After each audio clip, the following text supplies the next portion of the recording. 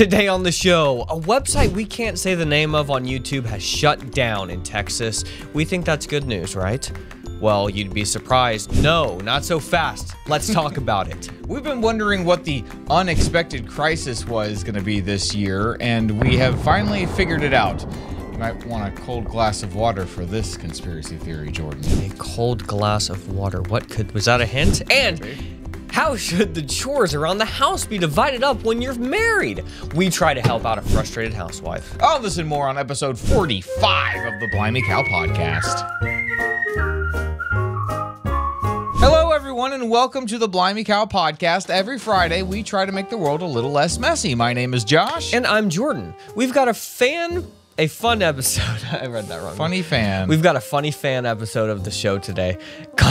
Comment below with your answer to this week's question. I came up with this, Josh.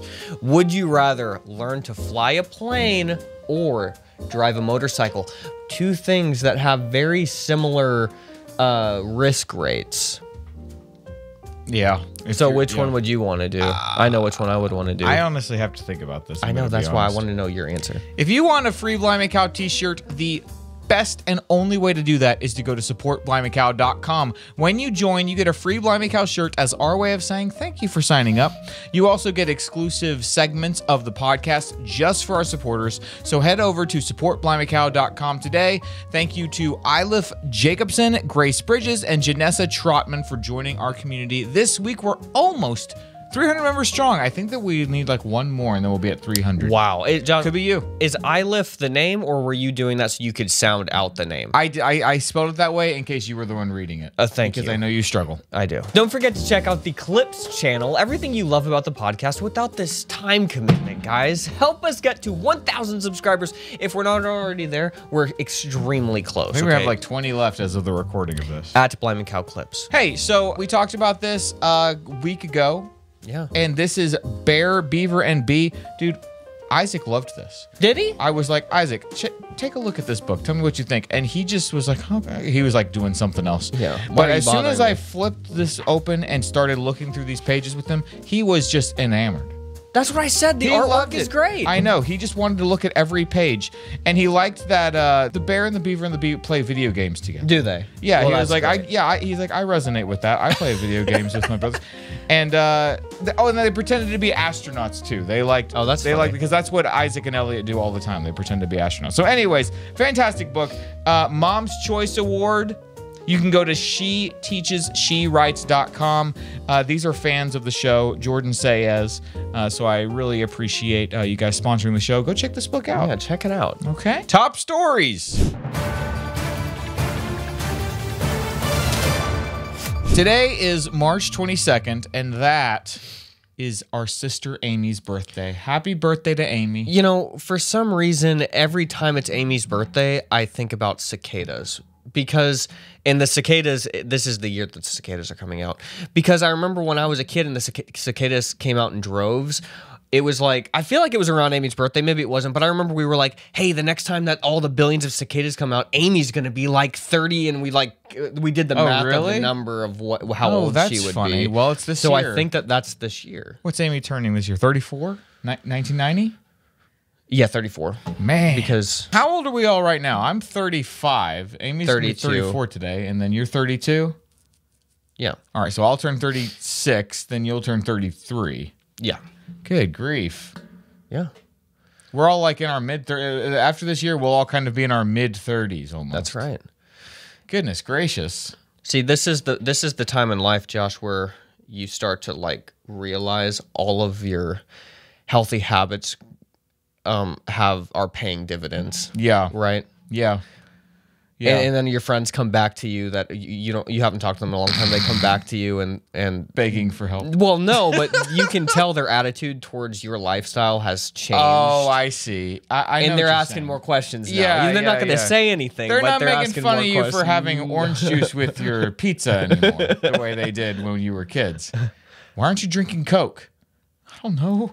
Dude, honestly, I mean, to this day, orange juice and pizza, probably one of the worst things for you. Yeah, I mean, yeah, so in hindsight. But at least we didn't have the aspartame. Right. Yeah. We can still think. Sometimes I see people drinking those Diet Cokes. Yeah. And I'm like, I don't think that's not the silver bullet you think it is. Well, Josh, and now they're coming out with the theory is that these seed oils that everyone's talking about now that we've known about for a long time, these seed oils, now the research is coming out that the seed oils actually get into your fat cells. Oh no. And then they oxidize faster than everything in your body, so it actually causes pain.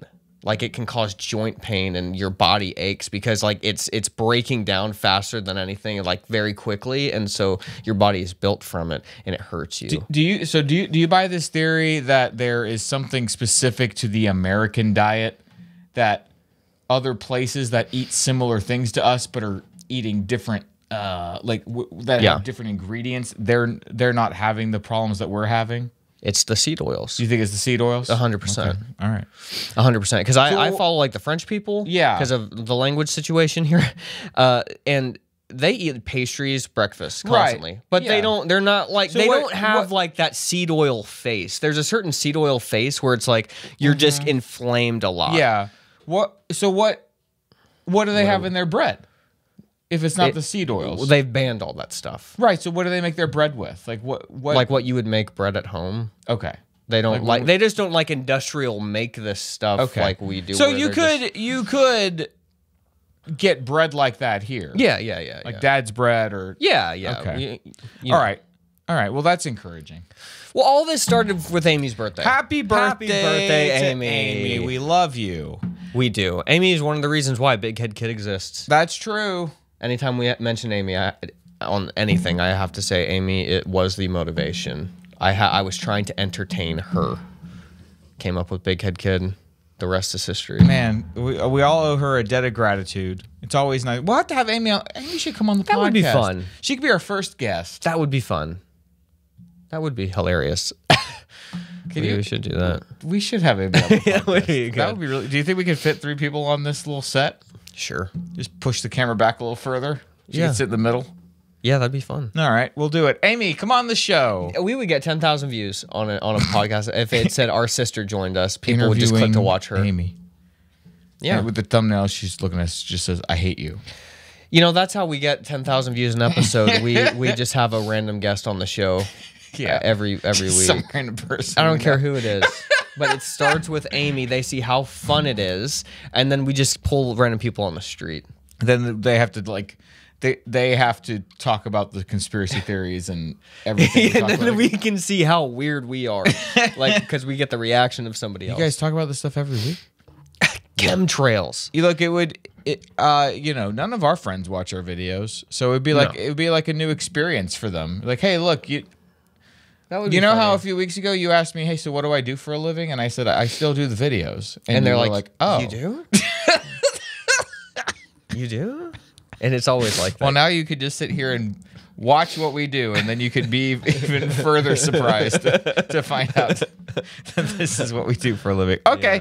Yeah. Other top story. What else we got? Oh, yeah. I brought all my tools. So me and Josh are going to finish, to the best of our ability, Josh, the playground down the hill that we started 3 summers ago.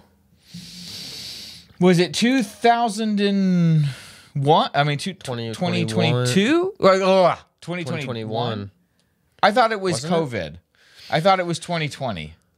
No. It was not? No. I'm That's too early. I'm going to go look. It's 2021. So we haven't really shown what it looks like now. And when it's all the way done in hopefully a few weeks, we got birthdays coming up Right, and stuff. that's always our motivation. The motivation is always to get it done for the birthdays. Then we'll take you guys on a tour of this playground. Maybe we'll film a podcast down there. We'll do it on location on the playground. But it really is it's a wonder. Like anybody who comes to our house, Yeah. or even when my neighbor has friends over, they'll always come over and they're like, "Did y'all build that?" Like, yeah. Come on down. Man, go across the monkey bars. That's amazing. It really is the coolest playground I've ever seen in my entire life. It is. The monkey bars is the bridge and the monkey bars. Those two things combined are just the coolest part of that whole thing. Yeah. We'll show a few pictures for you guys, and then we'll tease it, and then you'll see it in a few weeks when we're done with it. Okay. That's it for all of that. You ready for some Christian meme review? Yeah, let's do it. Yay.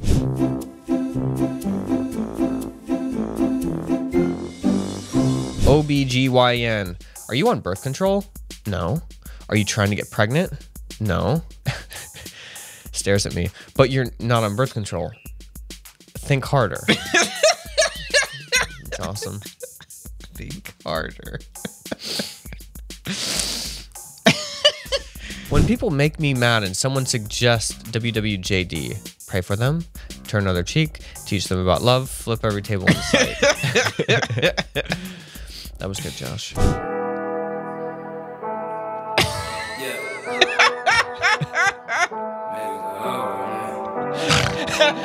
This guy always just so exact. We've seen It's this guy hilarious. before, right? Yeah. Oh, he's so He's the funny. one that did like the pictures on the swing set. Yeah. And then he did Like the this. emo. It's just hilarious.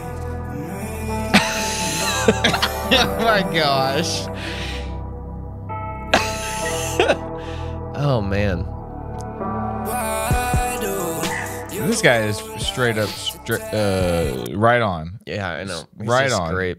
And okay, got your kid all checked in. If you could just fill out this next screen for me.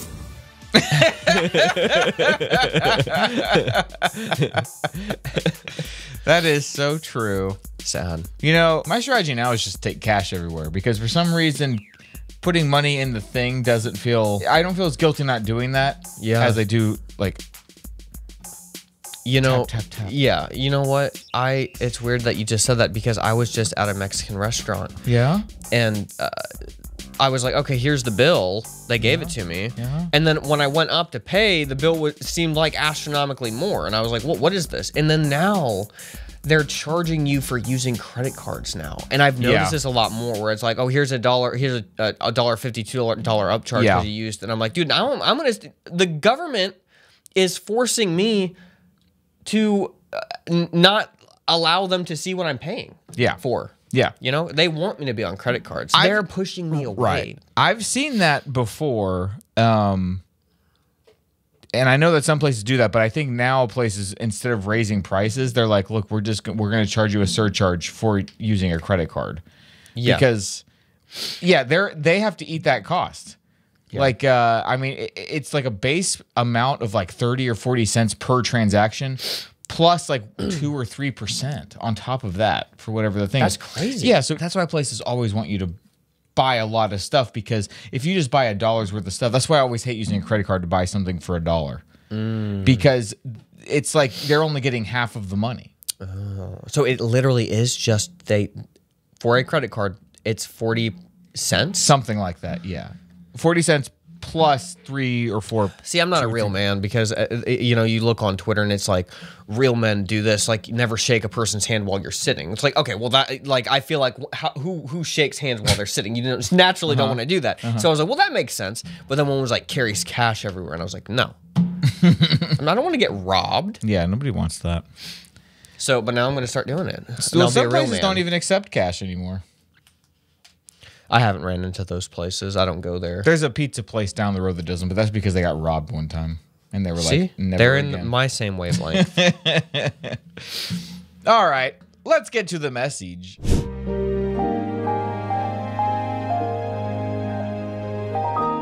Dear Jordan and Josh, my husband is frustrating me. He works 50-hour work weeks, and his job is very draining. I understand how hard that is and how blessed I am to get to stay home with our baby. However, I think he should help around the house more. Every once in a while, he'll do the dishes if I bribe him. But most of the time, I'm doing everything. Our house is very messy because our baby is clingy and doesn't like to be put down very much. Yesterday, he asked me to do the laundry when I got home, but he was home doing nothing, so I finally just told him to do it.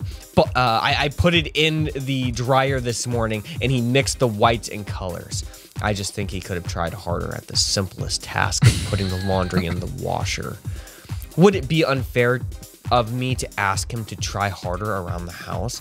And if it isn't, how do I go about bringing up the conversation? Sounds to me like they have deeper issues, perhaps. Josh, women need the communication. and he's gone 50 hours, and then he comes back and he's just wiped out, and then he kind of wants to watch football. He kind of wants to watch.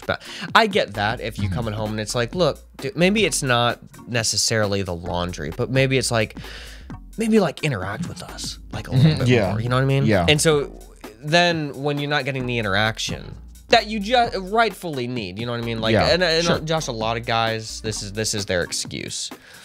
And it's hard because I feel like we're constantly dogging on guys when we're not. It's just we expect a lot from you. You're working 50-hour weeks. I get that. But then it's like you're not just done. You have a family. You've got to communicate with. If you don't communicate with them, then they're going to start nitpicking all this little stuff that you're not doing. If he communicated with her and came home and they like had a nice relationship where he was like, "Hey, I'm not going to watch TV. Yeah. All this stuff. I'm not just going to sit on my phone to recharge." It's sucking your life out of you. Right. And so it's like, well, if you're just on your phone, like, why don't you do the laundry? I get that. Like, I would think the same thing. Yeah. Or just screw the laundry, just talk to me. Right. And that would be better. Like, I wouldn't whine about this. Yeah. So I'm kind of on her side. Yeah, I mostly am too. I get the exhaustion of this guy. I get that. And I think the only thing I kind of have a little bit of tough time with is him being like, "Hey, why don't you go do the laundry?" Like while he's sitting there doing nothing. Because in his mind, he's like, "Well, I worked all day." And Yeah, it's that's like, what I'm saying. right, but she did too. Like, you know, I mean, having a kid already is a full-time job, but having a kid that doesn't want to be put down all day, that's overtime. Yeah, and he needs to be understanding of that. I feel like it's just a lack of communication. Is what it really feels like. And it is hard because, you know, you can nitpick at her message. Like, okay, she seems a little, like, resentful. Well, she probably is a little resentful. But maybe it's rightfully deserved. Like I used to say, well-deserved, like, as a kid. I think that... I think there's faults on both sides, and it's because people aren't communicating well. You just need to sit down with them and say, look, can we agree on chores that I'm going to do and chores that you're going to do?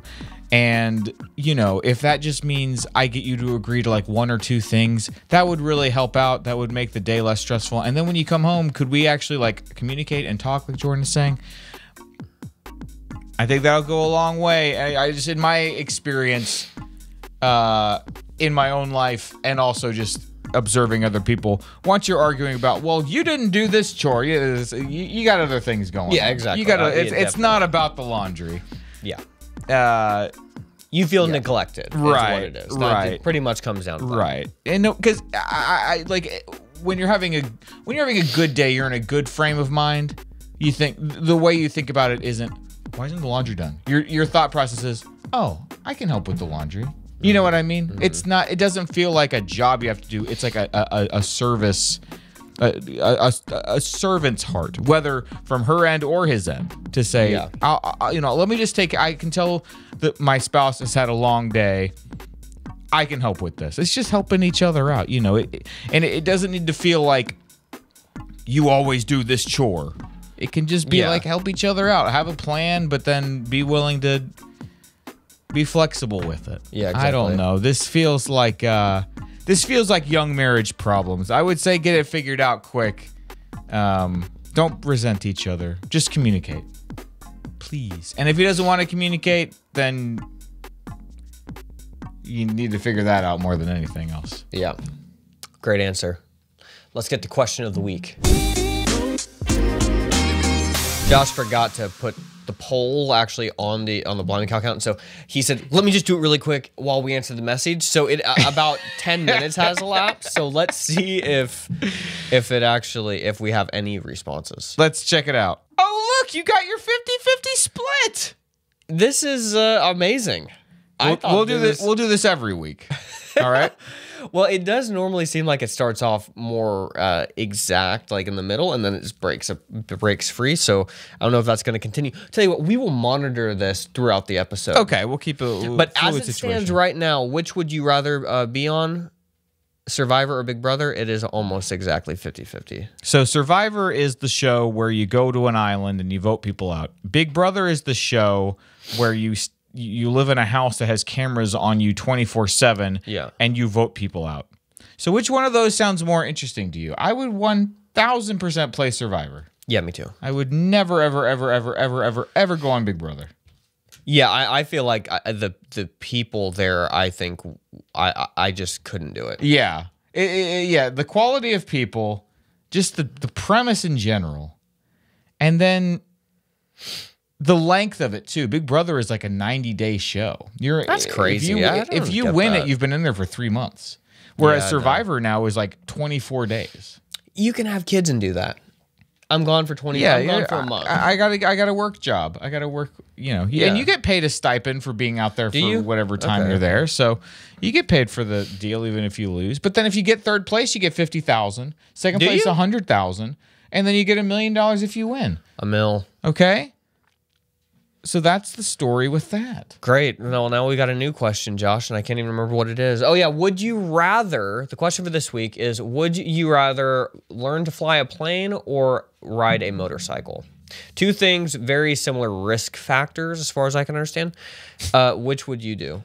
We'll discuss it next week. It's going to take me a week to think about it. I know my answer. My answer is both. But if I had to pick one, I'll reveal it next week. All right, I'll have to pray about Josh this. has an aversion to both, but let me explain. I would never do. Well, Josh, now that the Boeing planes are dropping out of the sky, learning to fly. I'm gonna have to learn to fly. You will, or I will, so that I can fly the family. Because who would you trust more, Boeing and their and their little workers trying to like Oompa Loompa it and slam the door as it's ripping open, and they can't help you, and they're flying around? Yeah, I think I just won't fly. Well, Josh, flying is freedom. Is it really? No, it's not. But driving is. Yeah, That's why they're trying to take the cars away from us. Look, I didn't fly until I was an adult. That's true. Until like 2016 or 2017, I had never been in a plane other than when I was a little kid. Yeah. Oh yeah, that's right. You were as a little kid. So I did fine, and I'll do fine again if I don't have to fly. I don't particularly like flying. I just did it because I needed to get places. But I can drive.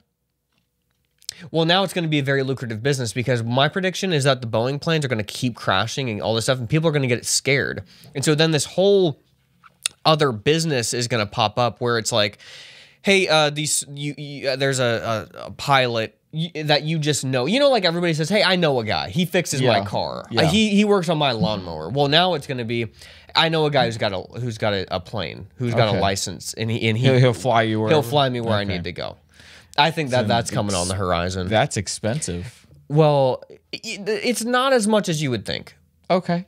Especially if it's like you're thinking about your safety. People travel less, but they drive more, but they travel less. And if they're traveling longer, they're like, hey, we'll spend $300 for each person because we need to get to Grandpa who's in the hospital. Yeah. All right. That's my prediction. Okay. Well, that's Jordan's new business. All right, we have a really spicy good news. Is this good news or bad news this week? I mean, really spicy. Really? Yeah, let's do it. Here's what's going on. So we got to be careful the way we talk about this. Why? Because it's about the prawn. So that website, the prawn bub, that I guess people go to for their prawn, their fix.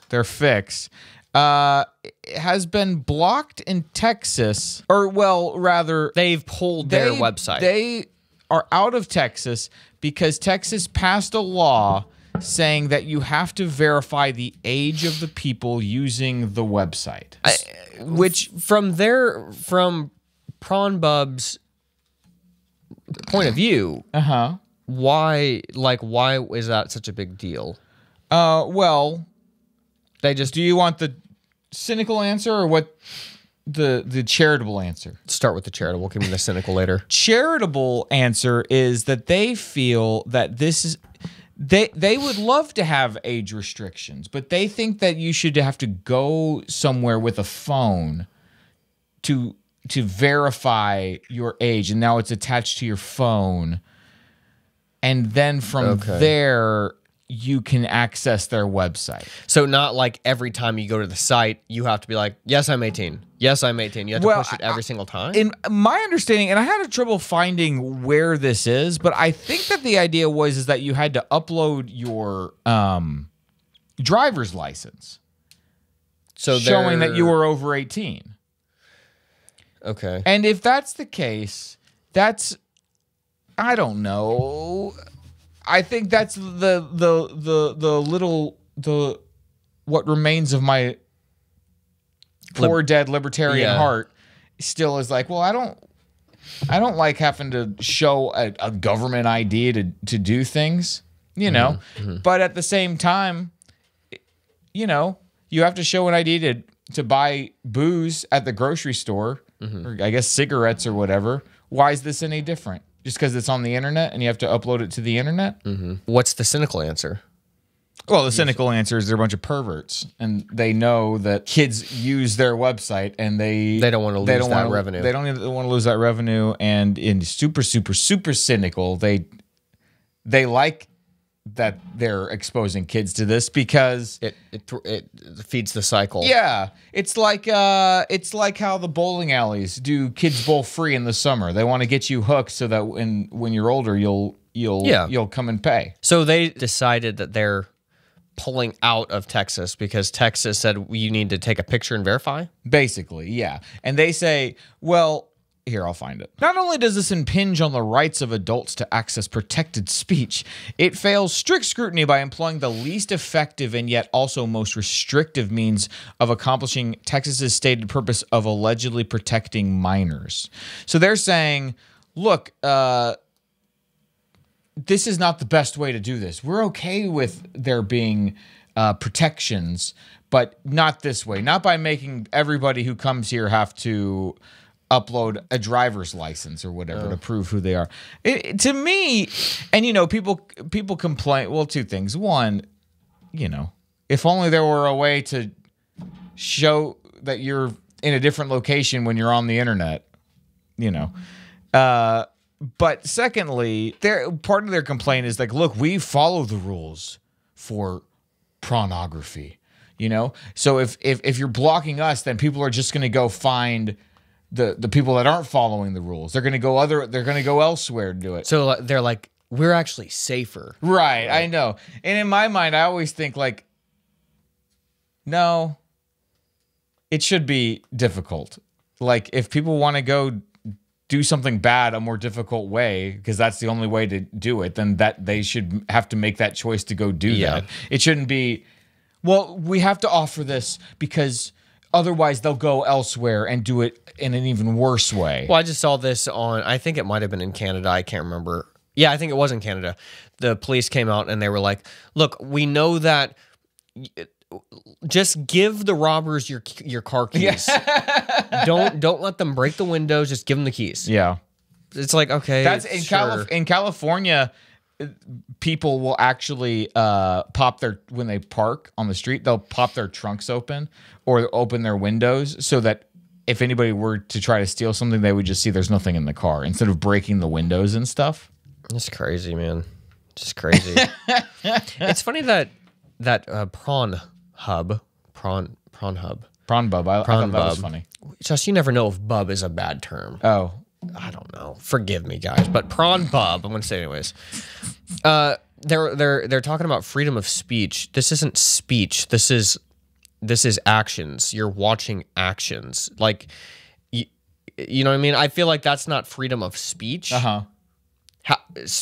Sure, you might be speaking something in these horrible videos, but like, I don't think that that freedom of speech was meant of like, hey, when videos come out, you can watch people be tortured because of freedom of speech. It's like, that's not freedom of speech. You're not giving me an opinion that is different from mine. Right. You're watching perverted things. Yeah. Like, that's not the same thing. I'm more like that now. I'm like, we need to start making where people can't watch this kind of stuff, like, period. That's how, there was a time where my attitude was more like, if it has to be illegal, we're already too far gone. You know what I mean? Like we don't need the government to penalize you for everything. But now I don't really feel that way as much anymore, even though I am more cynical about the government than I ever have been. Like, I don't think that the government can do good things, but for some reason, as I get older, I just feel like, yeah, that should be illegal. Yeah. Like, what purpose does that serve? Not, but I don't know. But then it's like, well, yeah, sure, maybe you think this shouldn't be counted as speech, but what are things that we like to do that are like not technically speech but are protected, but they could say, well, look, I don't know.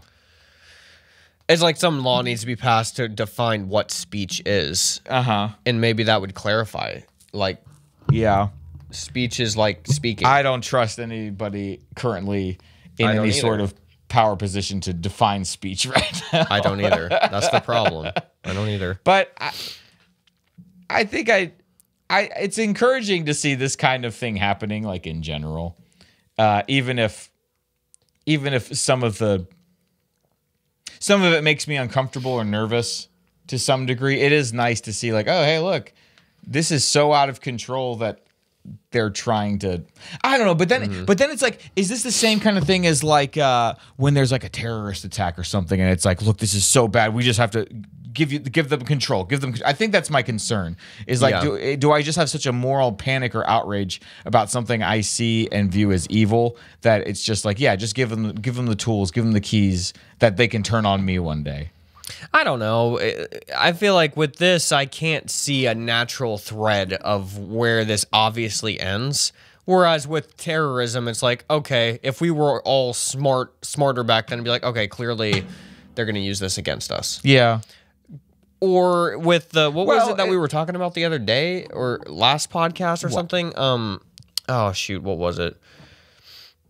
They banned something, TikTok. Like, you can naturally see a line, a progression, Sure. like a line in chess. You can calculate a few lines in chess of where this goes bad. Yeah. So you don't do the move. Yeah. With this, I'm like, okay, I don't see how we can get checkmated from this. So we'll move our knight here. I got you. You know what I mean? Well, I mean, if you start saying that certain media it can be blocked or banned, then yeah, that could go in interesting directions, especially in our line of work. But it just seems like what if something we say is dangerous? It's not appropriate for children. It could lead them astray. Okay, so then on YouTube, what they have to do is just show a license. Yeah, you need like a digital ID in order, to access anything. Now you need a little chip, Jordan. You need an ID. Look, they had COVID to try and perfect that, and they missed the opportunity. So now I just feel like they're just idiots. Okay, I don't think that they're as smart as I thought they were. I'm gonna stop playing devil's advocate now because I've never heard you say that, and I want to encourage it. Okay, good. Okay. Yeah. I'm happy to hear that. No, I thought that they were geniuses. I thought that I wasn't going to be able to fly again. I wasn't going to do all this stuff. I was getting my chickens, which I'm glad I did. Yeah. We built a big playground because we thought maybe we couldn't go to the park. We never let the kids go to the park. Dude, I saw a video the other day that was like a funeral that had happened during COVID, and there was like everybody was masked and seated separately, and then one of the son tried to scoot his chair to go comfort his mom, and like the worker came and told him they had to separate. Incredible. It's the weirdest. It does not age well. It didn't age well at the time for anybody paying attention to life, and it didn't. It super doesn't age well. It's just like a constant reminder. It was very weird living through something that you would read. This was the only thing that gave me any encouragement. I was like, you read in history books about these crazy things that happen. It's like, how was anybody okay with this? And now it's like we're living through one of those times right now. At least people were able to film. And now you can actually see how it didn't age well. Exactly. You can people in the future can have that visceral reaction to it. They can watch it. And it's not like, oh yeah, back in 1902 there was a pandemic and they masked everybody up. Yeah.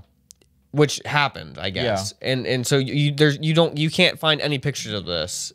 Yeah, not really. Yeah. Yeah, so it's like you can't, okay, maybe people were dying. But now we have videos everywhere of everything. So that's good. But, we have access to those videos, Jordan, because it is protected speech. It is protected speech. Okay. Good. So Sure, make video protected speech, but don't let pornography be protected speech. Like, that's not speech. That's like same with watching people, like I said, get tortured or stuff like this. Like that should be. That's always the thing. Like, as you give an example like that, and it's like, well, yeah, of course that should be. I feel like it would be good for this to be in that category of, like, well, yeah, of course you ban that stuff. Why should anybody be watching that? This pornography needs to be defined and blocked and banned. I think that is like just a good thing. Yeah. If you can define it and then say, we're not doing this with anything else, the law is for this. It like literally, this is like the word, this is what it is, and we are blocking that. You can't, that can't be online. I don't think, I mean, other than that, you would have to create an infrastructure where the government could basically look at everything going on the internet and just have like a kill switch to say, we're turning that off. But I guess they already do that. They already have that. I know, that's what I'm saying. Like, that sounds scary, use but it it already for good. exists. Use it for something good. Be like Batman, who's surveilling everybody, and then he has got to shut it off at the end. Type in your name when you're done. When you've completely eradicated pornography, type in your name. All right, let's get to... This is wrong. Let's get to deep thoughts. I don't know what you're going to have here, Josh.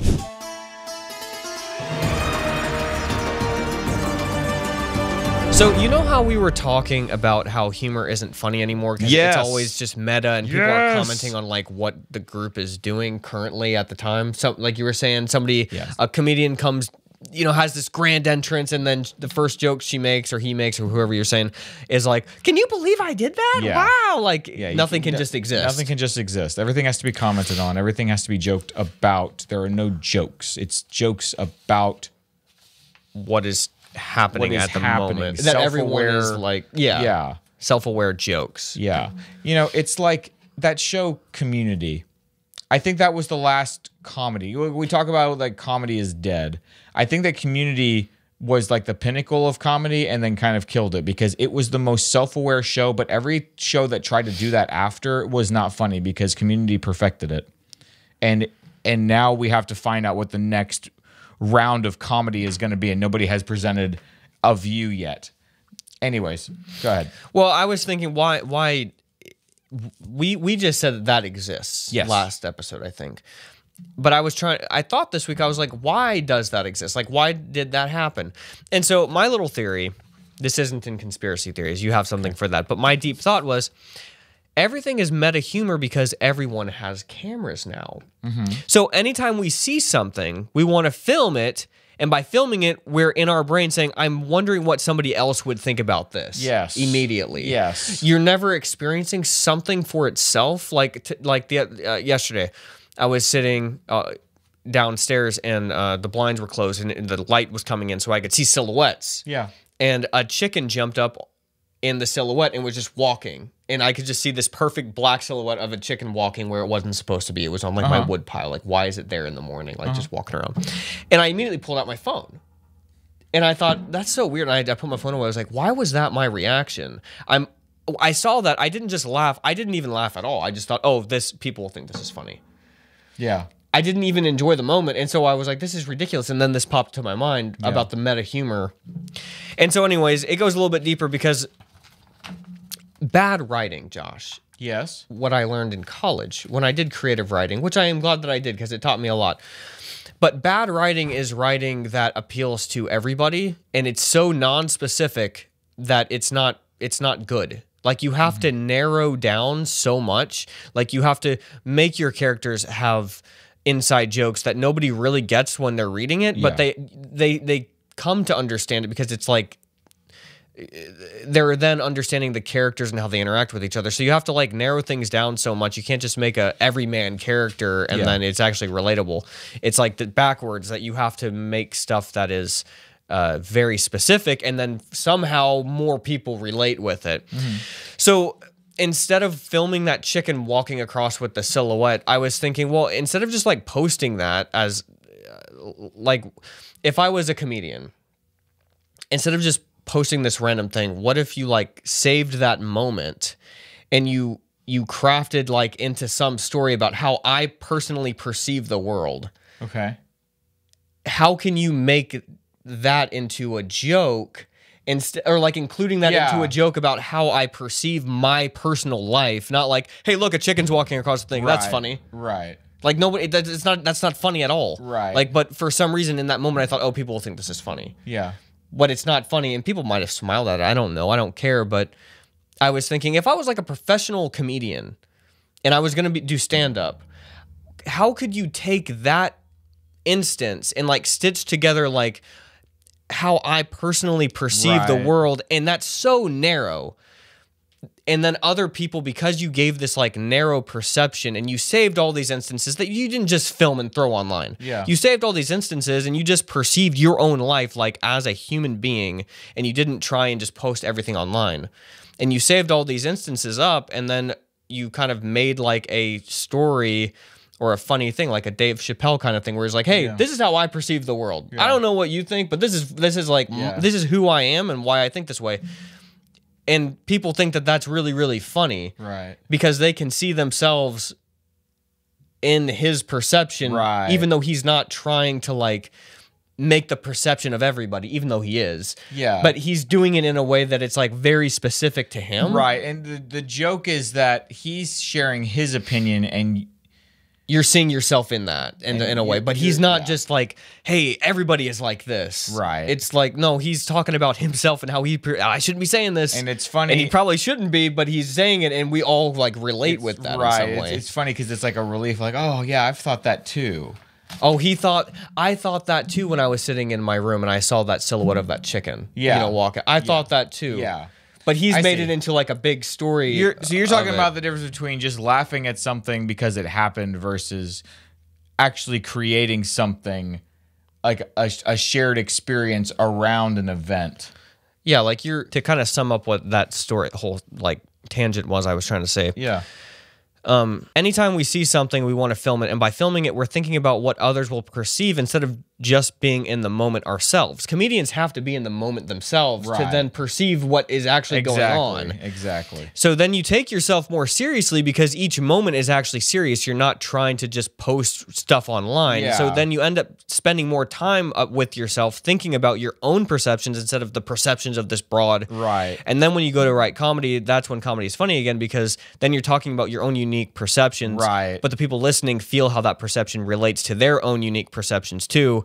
And so you're trying to appeal to fewer people by being more specific, but actually you're really trying to be more specific so that a broader audience can be reached. You have to actually be in the moment having a real experience so that you can find a way to share it with others in a way that they can relate to as well. Because as soon as everything has to be this meta, self-aware humor all the time, then that's kind of the death of comedy. Because who else can... I can't relate to this thing. You didn't give me a reason to. You just told me a thing. And that's why I think Blimey Cow was so successful early on, because we spent our whole lives not making jokes, but just perceiving everything and building up this. And there was no way to post like our thoughts, really. Yeah.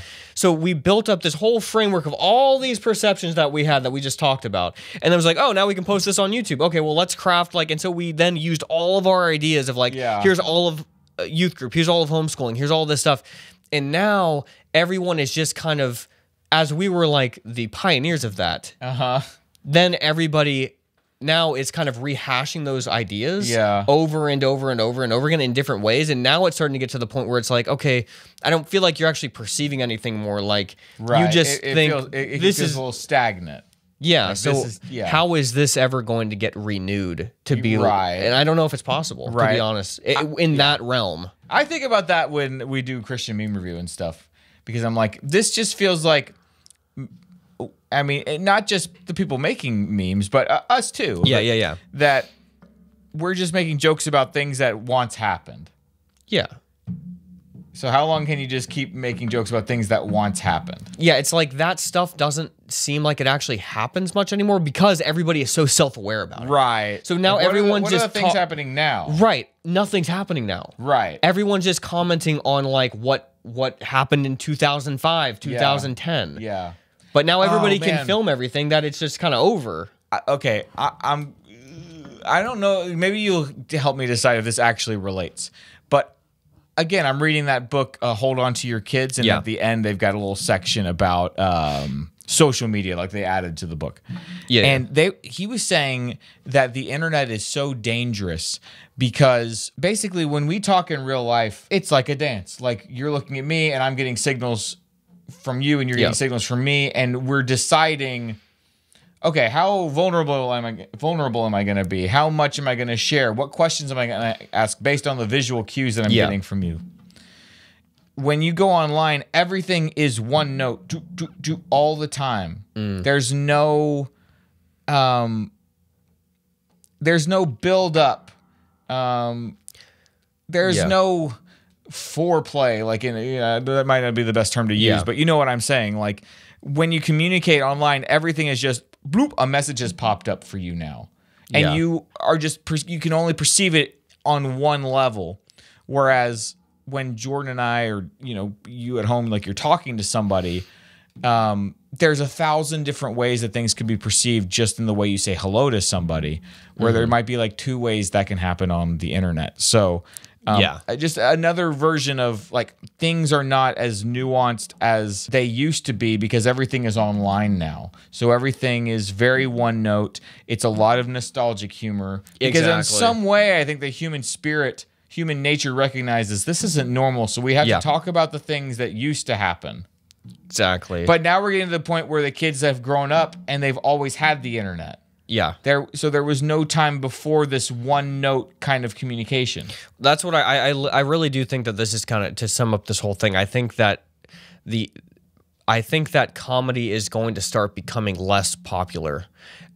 People, because everything is just commented on as a joke, and at some point kids are literally not going to be able to relate to the humor because the humor is about a time that they didn't ever experience. And so now it's just a bunch of older people making jokes about something that they've never experienced in their life, so it's not going to make sense to them at all. So I wonder if they're going to start taking themselves more seriously because it's honestly just not funny to them. They don't get it.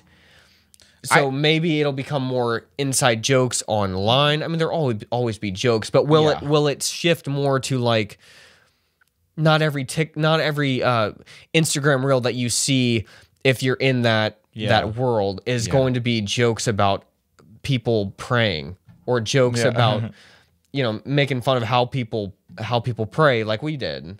Making fun about all this stuff. Maybe generally life will be more serious, and then maybe once people actually start having lives outside of the internet, then people can build perceptions, and then this whole terrible cycle will happen again, where everyone's then commenting on the old perceptions. But what it's gonna take, Josh, is an EMP attack. Well, actually, is that in your conspiracy theory? Kind of. You ready? Let's just jump into that. All right, then. Here we go. All right, Jordan. Last week, very strangely on the show, we said, "Is it going to be an EMP attack?" No, because they need us to be able to communicate with each other about whatever the scary event is going to be. So we can all personally spread the fear, right? So the panic can spread. Okay, but we said we don't know what the attack is going to be this year. What's going to be the thing? Right before we started recording, I found it. This was just released today, Jordan, from Yahoo News. U.S. warns of cyber attacks against water systems throughout nation. They're coming for the water. Okay, the only thing I just heard in this is that my next huge project is going to be a spring. I have a spring in my backyard. I need to tap into this. Yes. I have a creek. That's true. So we're going to be have to heat that up. Yes, big time. But go to the lake. Yeah, that's true. Or, there's lots of options. So that's what they're going to do. They're going to try and attack the water system so we can all communicate and talk about how dire the situation is. They're going to go to our water, which they control, and just turn the knob. And they're going to go, "Oh no, we've been attacked." Yeah. Don't worry, guys. We'll turn it back on. It's just going to take a digital ID. I didn't know where you were going to end. But hey, then you can get back on PronHub because you got to have an ID to use it in Texas. Yeah, that's true. So that's a plus for people. Oh, wow, interesting. They're gonna need it if they don't have water. So they're anticipating this attack, or this attack has already happened? No, they're anticipating. Oh. Okay. The Biden administration is warning states to be on guard for cyber attacks against water systems, citing ongoing threats from hackers linked to the governments of Iran and China. Oh, great. Okay. These random hackers in China and Iran, they're going to take down our water systems. It's just so vague. Why haven't they already done it? Oh, here we go. The water system is an especially vulnerable part of the U.S. infrastructure, fraught with weak controls, insufficient funding, and staffing shortages. It's just like the schools. If only you gave us more money and more staff, then the children wouldn't be so stupid. The EPA is the lead federal agency for ensuring the nation's water sector is resilient to all threats and hazards. Oh, no. Well, we don't need the EPA. We need Central Intelligence. We need the CIA, the hackers. Right, Josh. The Chinese and the Iranians. They're coming for us. There's gonna be like one random Chinese guy. He's like, oh my gosh, I did it. It was their one flaw over there was the water. EPA goes, no! Give us more money. We need a little bit more money. The Chinese hacker got us. Oh no, your water's turned off now. What do we do? All right, just take this pill. It'll keep you hydrated. Bill Gates has a new pill. You don't have to drink water anymore. You just take this hydration pill. Look, this is the new normal. We don't have water anymore. We just have a pill. Why wouldn't you take it? Yeah. Why wouldn't you do this for your family? Yeah. Why would you do this for your community? This is what's going to happen. This is what they're going to do during the election. Is that what you're saying? I mean, look, we just know at some point this year there's going to be some major catastrophe, right? And we're all waiting for it. Yeah. I'm not saying it's related to anything else going on. I'm just saying I'm about 100% sure there's going to be some sort of attack. It's about that time. It's been 4 years since the last one. We get a good little break every once in a while, and then they bring out another one. You're right. Drinking water and wastewater are an attractive target for cyber attacks because they are a lifeline, critical infrastructure sector, but often lack the resources and technical capacity to adopt rigorous cybersecurity practices. Oh my god, that's insane! Like we just realized how weak our water system is. No, it's not. It's crazy. It's like that's one of the most powerful. Like, what are they doing? We're giving all this money to other countries, and like they're saying, "Hey guys, we haven't even kept up with your water. Sorry."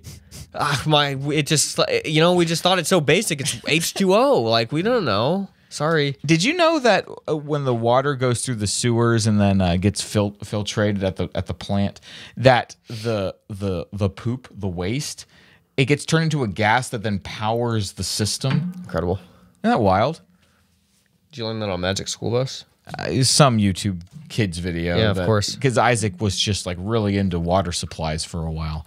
So I'm going to have to break the news to him that it's so weak. It doesn't have enough money. No. Why didn't they give him enough money? Yeah, they're so smart to come up with that whole like poop system that they're like, guys, but we don't have any cybersecurity at all. Like, our water your water is hanging by a thread every day. Just pray to God when your water comes on. They're planting those seeds. And if your water goes off one day, there was nothing we could have done. No. There was nothing that could have been done. We just realized this. We have and it's too late. to go to war with China. We have to.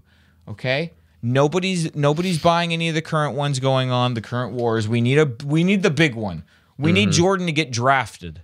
Yeah. All right. So look forward to that. The water supply. I thought maybe EMP attack, but no. It didn't make sense when we thought about it, yeah. I would have never expected the water system. No. I just didn't realize how fraught with underfunding. Legitimately, because of this, as soon as my downstairs is done, everything else is off the table. I'm just doing the spring. I'm building the spring. I can't do it. You don't need to rely on anybody else for your water. All right. Well, get ready, everybody. It's coming. They're coming for your water. It gave me... Are we already on It Gave Me Hope? It gave us hope! Jordan, in my life, I've had several bosses. And I would say only 2 of them were good.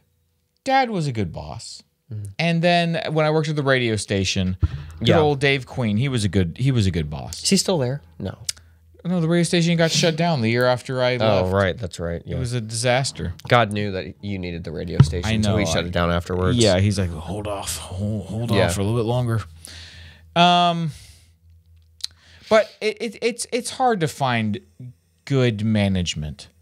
You know, you have your friends, they work retail and stuff, or they work in an office, and the management always sounds like Michael Scott, and it's just so sad to see. But I got a side job over the last few weeks, and the guy I'm working for clearly has read or studied like good leadership tips. I don't know, because it's like obvious that he has, but like I don't even like it feels genuine. Like he's one of the things I learned in college was the idea of the compliment sandwich, where if you have notes to give back to somebody about their performance, you give them a compliment, you share your feedback, and then you finish by saying, "But you're doing such a good job, thank you." And that's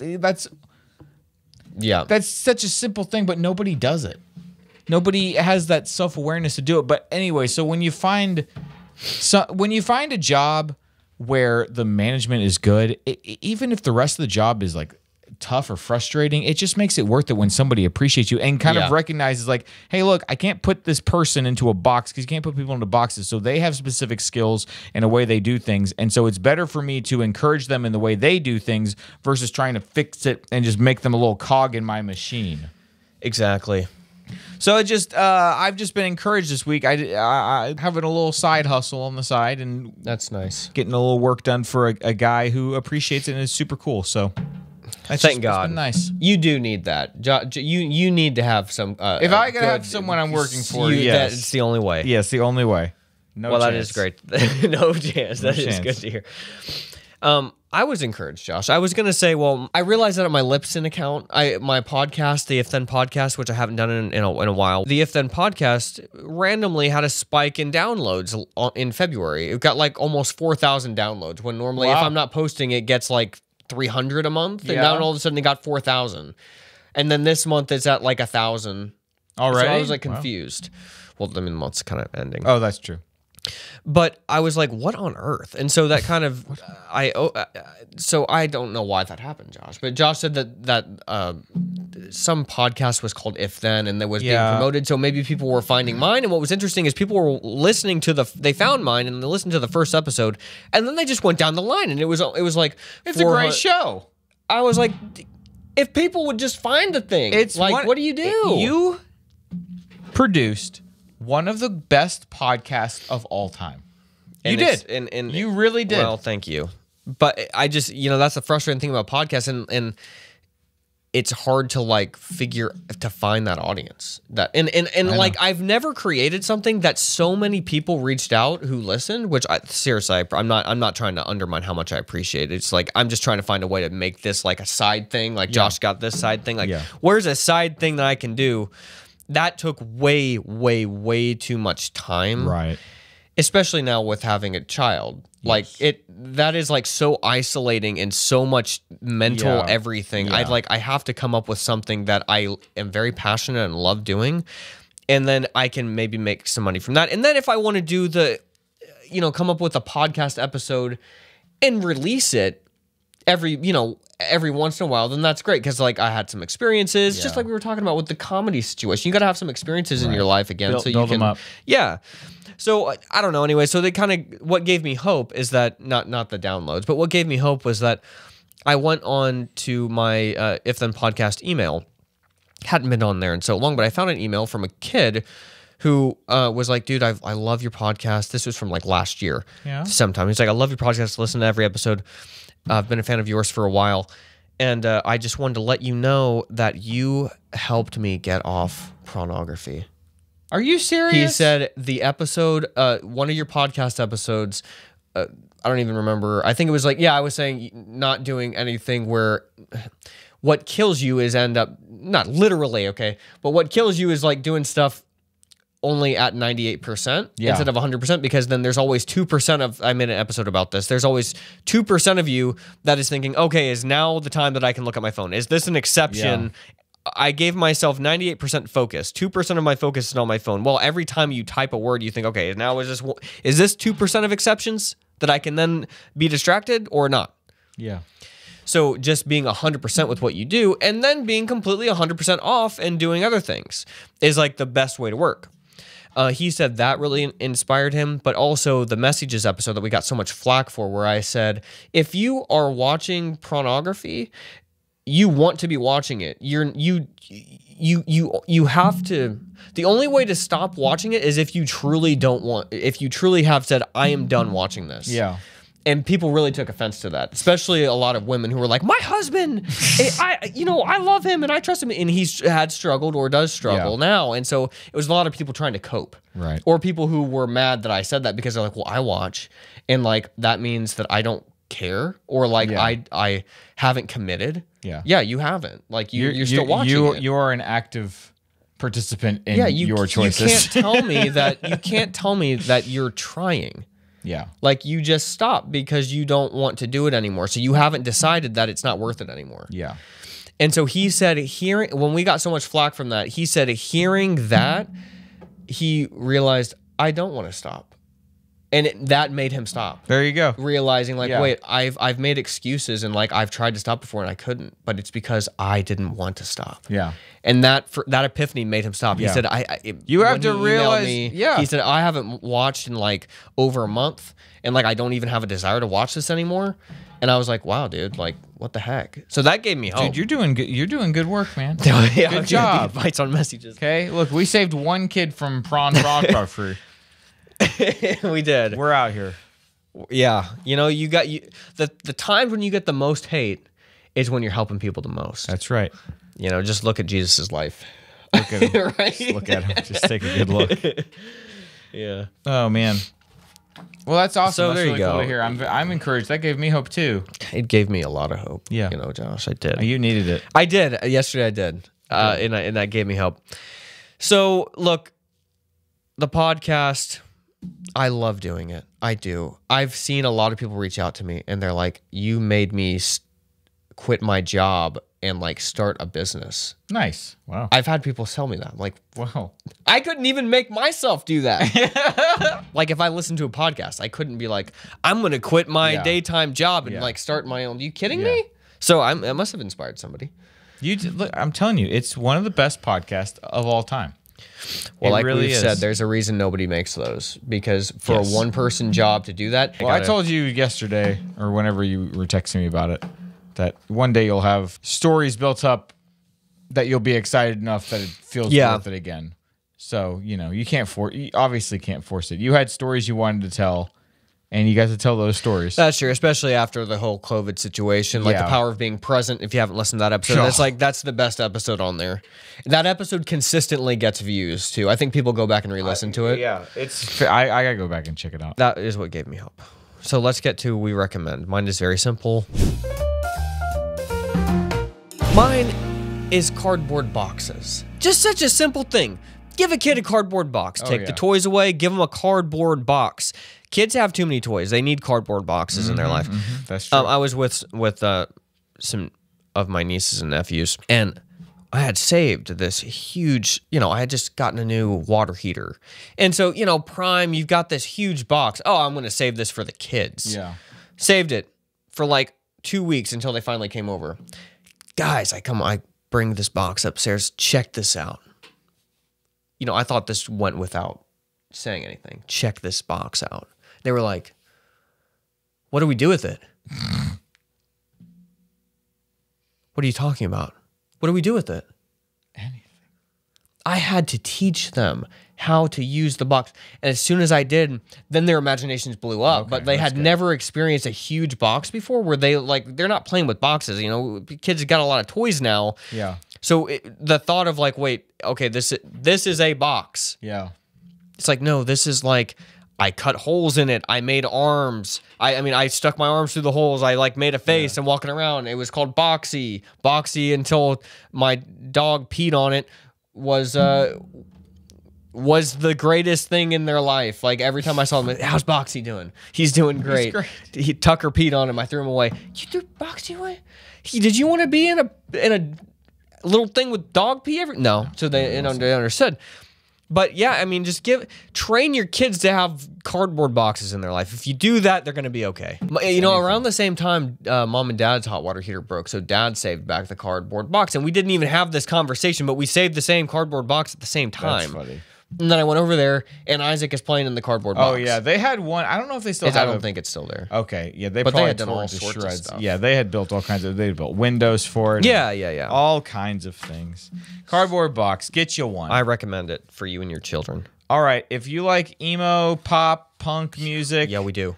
like I do and like Jordan does, check out Tiny Moving Parts. My voice needs to act like windows. It's just this band that I came across on Spotify one day, and now it's basically all I listen to. I think that they were like former youth group kids. They kind of seem like that's what they seem like to me. They have a song called Vacation Bible School, and some of their older songs are clearly about youth group type things. They have an album called This Couch is Long and Full of Friendship, which is a very emo name, but you know what I'm saying. We all know what couch they're talking about. Every youth group has that couch. So anyways, I really like Tiny Moving Parts. I'm not going to make this a clip. It's just something I'm saying real quick, and that's it. You know, this is Your cardboard boxing will be a clip. Okay.